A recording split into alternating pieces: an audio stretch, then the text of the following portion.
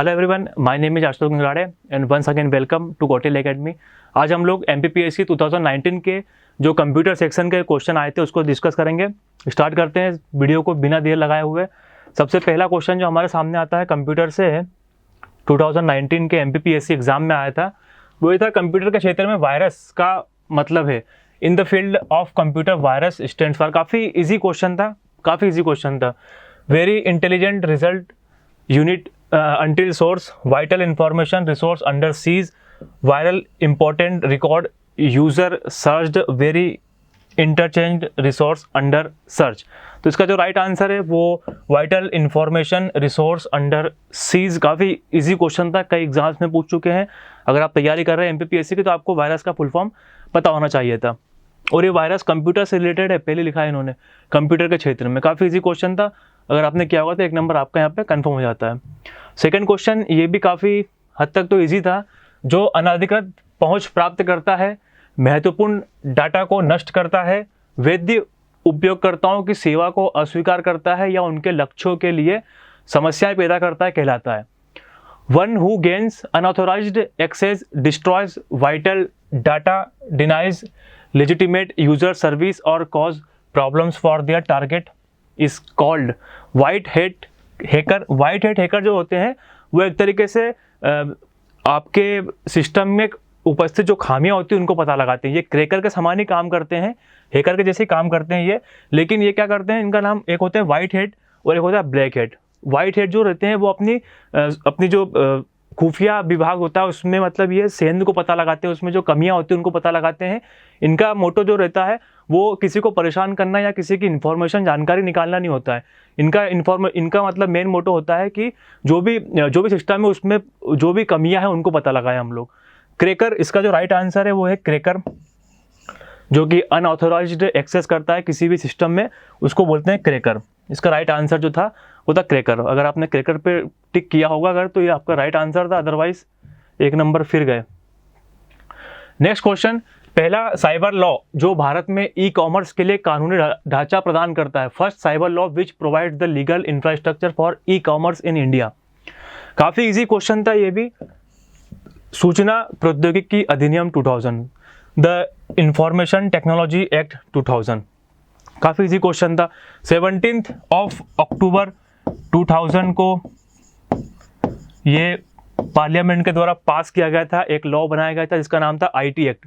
Short form में इसको IT act बोल देते हैं, इंफॉर्मेशन एंड टेक्नोलॉजी एक्ट 2000 में आया था ये जो इलेक्ट्रॉनिक डॉक्यूमेंट से डिजिटल सिग्नेचर है, इनको कानूनी मान्यता प्रदान करता है। इसके साथ ही एक न्याय की व्यवस्था करता है। साइबर क्राइम के लिए जो भी न्याय है, जुडिशरी, उसकी व्यवस्था करता है ये IT एक्ट। इसमें लिखा हुआ है कि कौन कौन से साइबर क्राइम के लिए कौन कौन सी धाराएं लगती है, उसमें क्या क्या सजा का प्रावधान है। ठीक है, एक तरीके से इंडियन पेनल कोड और CRPC के तरह काम करता है ये। इसमें बताया गया है कि अगर आपने ये साइबर क्राइम किया है तो आपके लिए ये सजा का प्रावधान है, इस टाइप से है ये। अब नेक्स्ट क्वेश्चन है, निम्नलिखित में से कौन सा साइबर अपराध नहीं है। Which of the following is not a cyber crime. तो फिशिंग जो है वो, फिशिंग में क्या होता है, फिशिंग में आप मतलब मैं किसी नकली वेबसाइट या फिर नकली ईमेल आईडी के थ्रू आपकी आइडेंटिटी, आपकी पासवर्ड, आपकी जो क्रेडिट कार्ड की जानकारी है, इनको चुराऊंगा। तो ये फिशिंग जो रहता है वो एक साइबर क्राइम है, साइबर अपराध है ये। ठीक है, क्योंकि मैं इसमें आपकी आइडेंटिटी चुरा रहा हूँ। सेकंड आ रहा है साइबर स्टॉकिंग। साइबर स्टॉकिंग में क्या होता है, मैं किसी भी मतलब अगेन मैं किसी ईमेल आईडी के थ्रू आपके ऊपर आपको परेशान कर रहा हूँ, बार बार मैसेजेस भेज के, या फिर आपके ऊपर मानहानि का दावा लगा रहा हूँ, आपको बार बार टॉर्चर कर रहा हूँ, तो ये आता है साइबर स्टॉकिंग के अंतर्गत। इसमें हम लोग डेटा चुराते हैं, थेफ्ट करते हैं, इसमें हम लोग परेशान करते हैं बार बार मेल भेज के किसी को भी। और आइडेंटिटी थेफ्ट मतलब होता है इसमें आप किसी व्यक्ति की क्रेडिट कार्ड की जानकारी प्राप्त करते हैं उसके बिना परमिशन के, आपकी वित्तीय फाइनेंशियल सुविधा के लिए, वित्तीय लाभ प्राप्त करने के लिए आप किसी व्यक्ति की क्रेडिट कार्ड की जानकारी या डेबिट कार्ड की जानकारी चुराते हैं आप, तो ये आइडेंटिटी थेफ्ट में आता है। और ऑनलाइन चैटिंग जो है वो साइबर क्राइम नहीं है, साइबर अपराध नहीं है, क्योंकि आज हम लोग ऑनलाइन चैटिंग करते हैं किसी के साथ भी, तो वो साइबर क्राइम के अंतर्गत नहीं आता है।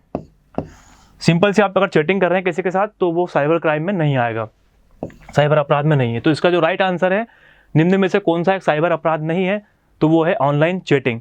बाकी फिशिंग भी एक साइबर क्राइम है, साइबर स्टॉकिंग भी साइबर क्राइम है और आइडेंटिटी थेफ्ट भी एक साइबर क्राइम है। ठीक है, नेक्स्ट क्वेश्चन देखते हैं कंप्यूटर का। एमपीपीएससी 2019 में क्या आया था कि ईमेल पता मार्क, थोड़ा सा गलत हो गया है यहाँ पर, टाइपिंग मिस्टेक हो गया है, का डोमेन नेम क्या है, यहाँ पर लिखा हुआ सही है mark.stol@itdesk.info इज, मतलब इसका ईमेल पता का डोमेन नेम क्या है, ये आप इसको छोड़ दीजिए, ये थोड़ा मिस्टेक हो गया है, टाइपिंग मिस्टेक, ये सही है। इसका डोमेन नेम क्या है, तो डोमेन नेम क्या होता है, डोमेन नेम में आपकी वेबसाइट का नाम होता है, वेबसाइट का नाम होता है प्लस आपका एक्सटेंशन होता है, एक्सटेंशन नेम शामिल होता है, website name plus extension name शामिल होता है डोमेन नेम के अंतर्गत। सिंपल से लैंग्वेज में अगर बोलूँ मैं तो @ के आगे जो भी होगा वो होगा डोमेन नेम, ये @ साइन कहलाता है, @ इसके आगे जो भी होगा वो डोमेन नेम कहलाएगा। तो यहाँ पर देखते हैं हम लोग @ के आगे क्या लिखा हुआ, itdesk.info, राइट आंसर, ये भी थोड़ा सा मिस्टेक हो गया है, ये IT है, itdesk.info जो है वो इसका डोमेन नेम है, ये ईमेल एड्रेस का। अब जो वेबसाइट होती है वो अलग अलग हो सकती है, जैसे कि अगर मान लीजिए सपोज मेरा ईमेल एड्रेस है abcd@gmail.com, तो इसमें अगर बताना हो डोमेन नेम क्या है तो डोमेन नेम इसमें @ के आगे जो भी होगा gmail.com। अब जो जीमेल है वो वेबसाइट है और एक्सटेंशन कौन है, .com जो है वो एक्सटेंशन है। एक्सटेंशन वेबसाइट अलग अलग हो सकती है, जैसे याहू, जीमेल, गूगल, इस टाइप से अलग अलग हो सकती है, लेकिन एक्सटेंशन नेम जो है वो कुछ चुनिंदा होते हैं, उनमें से ही होगा। जैसे कि देखें अगर तो गवर्नमेंट का जो एक्सटेंशन कोड होता है वो .gov होता है, फिर कमर्शियल जो .com होता है वो कमर्शियल होता है, .com, .in, .edu, जैसे extension name .com, commercial, .gov, government, .edu, ये एजुकेशन शिक्षा के लिए। तो एक्सटेंशन नेम अलग अलग हो सकते हैं, लेकिन जो कुछ चुनिंदा है उनमें से ही होंगे, लेकिन वेबसाइट का नाम अलग अलग हो सकता है। तो जो भी @ के आगे लिखा रहेगा वेबसाइट का नाम और एक्सटेंशन नेम info, यहाँ पर .info का मतलब हो रहा है इन्फॉर्मेशन, ठीक है। तो ये itdesk.info, अच्छा क्वेश्चन था ये भी। नेक्स्ट क्वेश्चन अगर देखें हम लोग तो निम्नलिखित में से कौन सी उच्च स्तरीय प्रोग्रामिंग कंप्यूटर भाषा है, which one of the following is computer high level programming language, COBOL, pascal, basic और उपरोक्त सभी। तो देखते हैं कोबोल जो है वो एक हाई लेवल लैंग्वेज है, जिनको शॉर्ट फॉर्म में HLL बोलते हैं, हाई लेवल लैंग्वेज। 1959 में इसको डिस्कवर की थी ग्रेस हॉपर ने, ग्रेस हॉपर, और ये जो ग्रेस हॉपर है वो मदर ऑफ कोबोल कहलाती है, मतलब कोबोल लैंग्वेज की इन्होंने खोज की थी, इसलिए मदर ऑफ कोबोल कहलाती है। पास्कल जो है, और ये कोबोल का जो फुल फॉर्म है वो है common business oriented language. Common में CO से कॉमन बन गया है, कॉमन, B से बिजनेस, O से ओरिएंटेड, L से language, common business oriented language. Business मतलब कि आपकी कोबोल लैंग्वेज जो है जो बिजनेस के लिए, व्यावसायिक शिक्षा के लिए उपयोगी होती है, व्यवसाय के लिए उपयोगी होती है कोबोल लैंग्वेज। पास्कल जो होती है वो, पास्कल की खोज हुई थी 1971 के समथिंग अप्रॉक्स हुई थी, 1971 में निकोलस वर्थ ने की थी इसकी खोज, निकोलस वर्थ ने इस लैंग्वेज को डेवलप किया था, निकोलस वर्थ जी ने।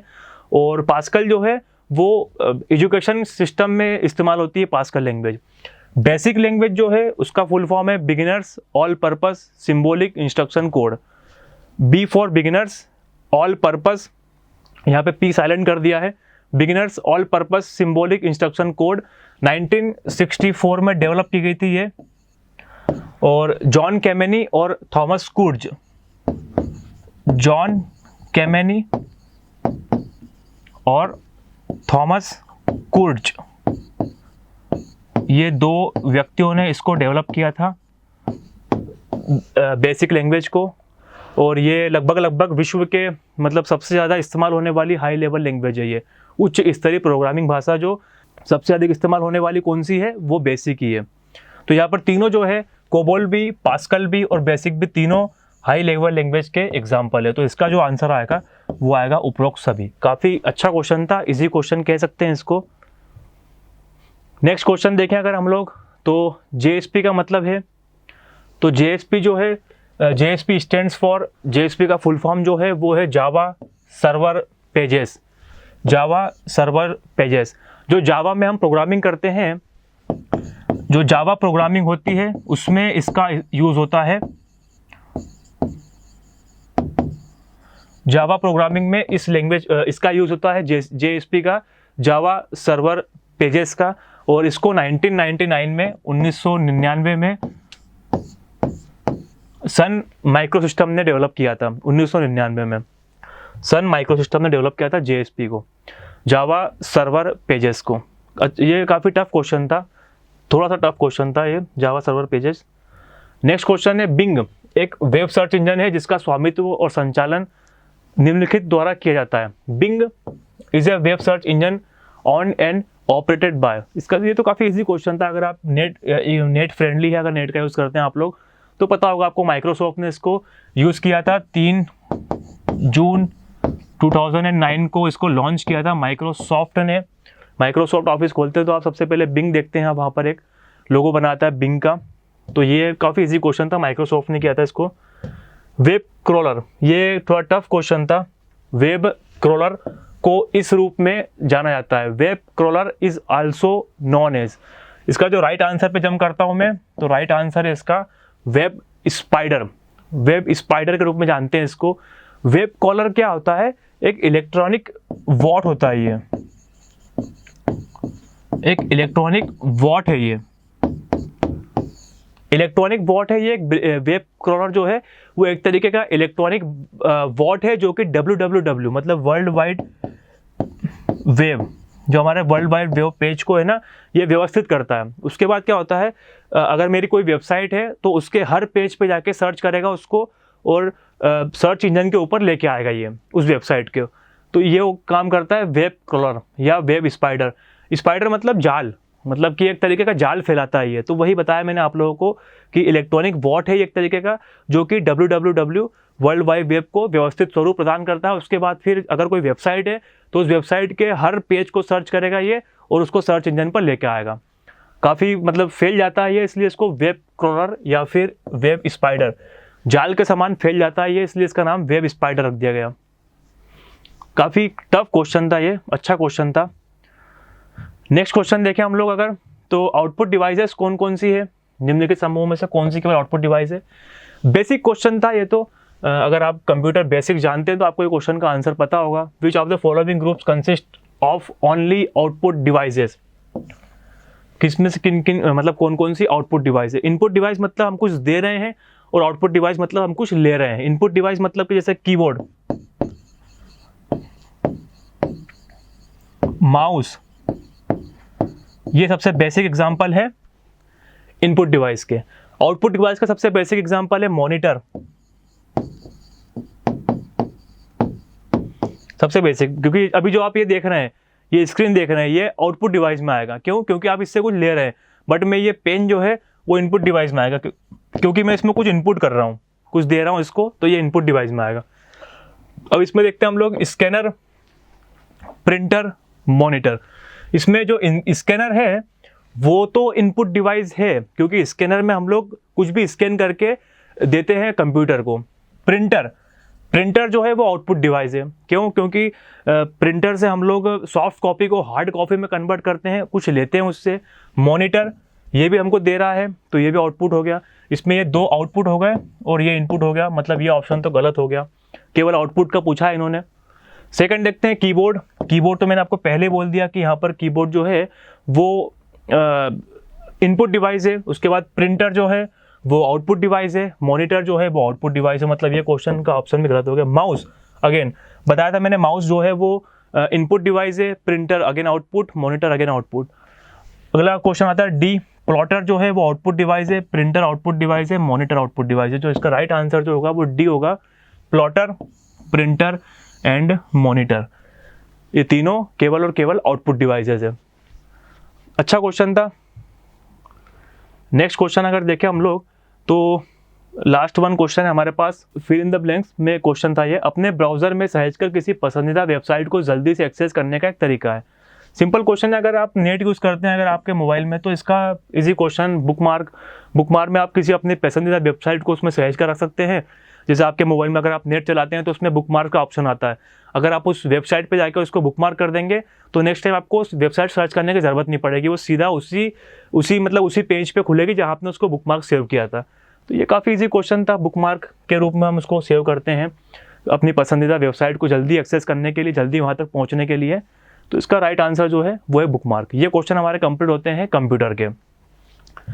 अब नेक्स्ट वीडियो में हम लोग देखेंगे मिसलेनियस और हमारा करंट अफेयर बचा हुआ है। Thanks for watching it.